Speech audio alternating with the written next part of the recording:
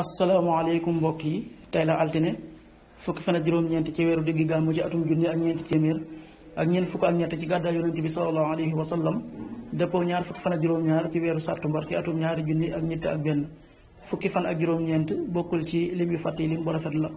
kon tey ci altine ji rafet na ci lépp li ñu ci gën a taamu mooy ku ca watu wala ku ca daloo ñaanu bis bi yow yàlla ab jéggalekat nga te bëgg ak jéggale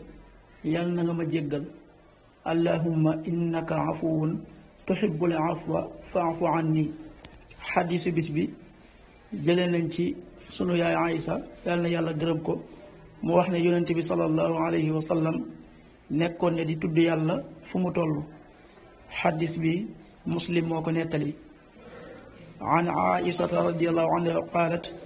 kaana annabiyu sallallahu alayhi wa sallam yadkuru llaha ala kulli axyaani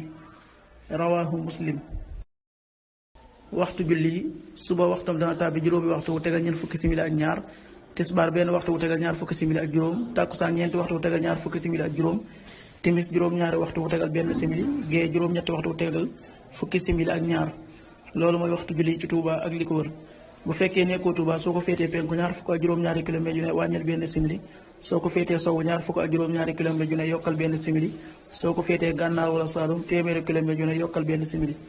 jant bi dana fenk juróom benn waxtu wu tegal juróom fukki simili ak juróom-ñaar, di so juróom benn waxtu wu tegal juróom fukki simili ak juróom-ñaar. yàlla na nu yàlla nangul te nangul leen amin.